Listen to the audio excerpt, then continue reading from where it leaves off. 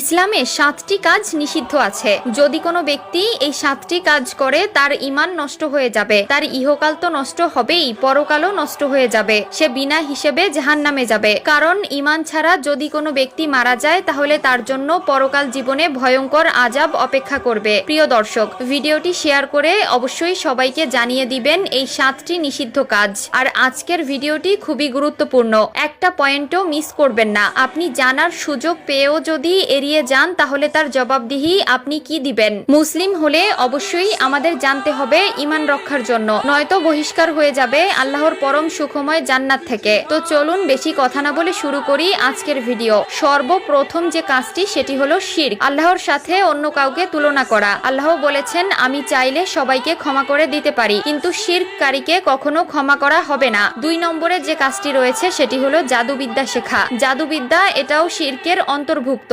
জাদুবিদ্যা যারা শিখে আল্লাহ তাদের ক্ষমা করবে না। ৩ নম্বরে যে নিষিদ্ধ কাজটি সেটি হলো অন্যায়ভাবে কাউকে হত্যা করা। বিনা অপরাধে যদি কোনো মানুষ কাউকে হত্যা করে তাহলে সে গোটা পৃথিবীর মানুষকে হত্যা করার পাপ তার আমল নামায় জমা হবে। ৪ নম্বরে যে নিষিদ্ধ কাজটি বলা হয়েছে সেটি হলো সুদ খাওয়া। ইসলামে সুদ খাওয়া হারাম, একেবারে কবিরা গুনাহ। আল্লাহ বলেছেন, সুদ খাওয়া, সুদ দেওয়া থেকে বিরত থাকো, আর যদি তা না পারো তাহলে আল্লাহ ও তার রাসূলের সাথে যুদ্ধের প্রস্তুতি নাও। সুদ খেলে মানুষের ঈমান থাকে না, কারণ হারাম টাকায় তৈরি হওয়া দেহ কখনোই জান্নাতে প্রবেশ করবে না। কারণ মুসলিম হতে হলে সর্বপ্রথম আপনার ঈমান টিকিয়ে রাখা প্রয়োজন। ঈমান নষ্ট হওয়া মানে আপনি কাফেরের অন্তর্ভুক্ত হবেন। আল্লাহ আমাদের সবাইকে বোঝার তৌফিক দান করুক, আমিন। ৫ নম্বরে যে নিষিদ্ধ কাজের কথা বলা হয়েছে সেটি হলো এতিমের সম্পদ আত্মসাৎ করা। এতিমের সম্পদ আত্মসাৎ করা এটি জঘন্য, নিন্দনীয় কাজ। তাদের জন্য জাহান্নাম বরাদ্দ করা রয়েছে। ৬ নম্বরে যে নিষিদ্ধ কাজটি বলা হয়েছে সেটি হলো যুদ্ধ থেকে পালিয়ে যাওয়া।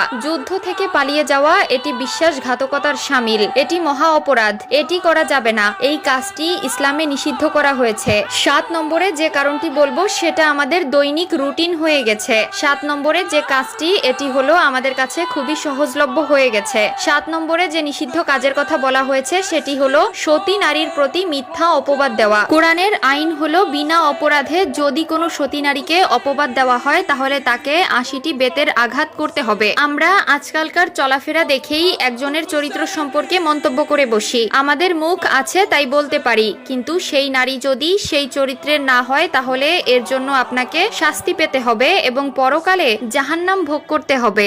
যদি কোনো ব্যক্তি এই ৭টি কাজ করে তার ঈমান নষ্ট হয়ে যাবে, তার ইহকাল তো নষ্ট হবেই, পরকালও নষ্ট হয়ে যাবে, সে বিনা হিসেবে জাহান্নামে যাবে। কারণ ঈমান ছাড়া যদি কোনো ব্যক্তি মারা যায় তাহলে তার জন্য পরকাল জীবনে ভয়ঙ্কর আযাব অপেক্ষা করবে। প্রিয় দর্শক, ভিডিওটি শেয়ার করে অবশ্যই সবাইকে জানিয়ে দিবেন এই ৭টি নিষিদ্ধ কাজ।